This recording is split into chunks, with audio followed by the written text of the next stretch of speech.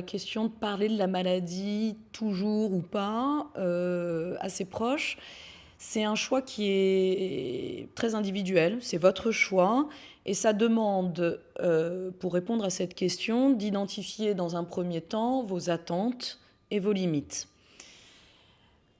Si vous ne savez pas si vous devez ou pas parler de votre maladie avec vos proches, peut-être qu'il y a des questions que vous pouvez vous poser qui pourraient vous aider à répondre à cette question. Par exemple, si vous ne parlez pas de la maladie à vos proches, qu'est-ce qui pourrait se passer? Est-ce que ça serait une position qui serait tenable pour vous dans la durée?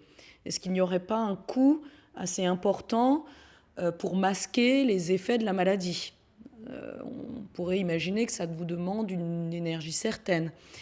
Quelles seraient les conséquences à ne pas parler de cette maladie? Et est-ce que si vous ne parlez pas de cette maladie, est-ce que les conséquences seraient supérieures qu'en en parlant? Donc voilà, peut-être qu'une fois vous avez identifié voilà, vos attentes, vos limites, c'est à vous de répondre à cette question.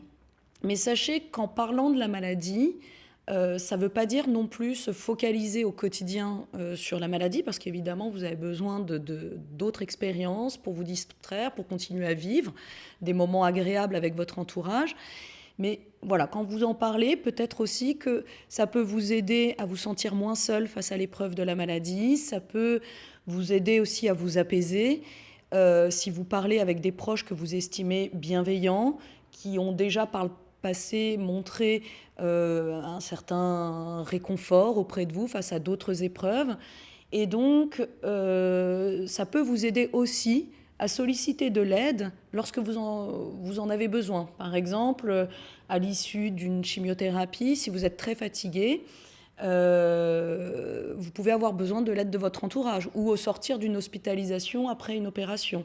Donc, parler de la maladie, c'est aussi permettre à vos proches de se situer pour vous apporter l'aide dont vous aurez besoin.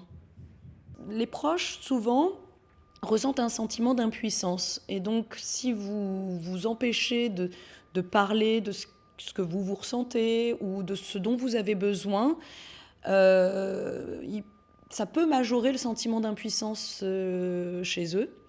Et puis, ça risque aussi d'occasionner un climat d'incompréhension réciproque, c'est-à-dire que ça peut venir perturber votre communication avec ce proche et puis vraiment susciter de l'incompréhension de part et d'autre.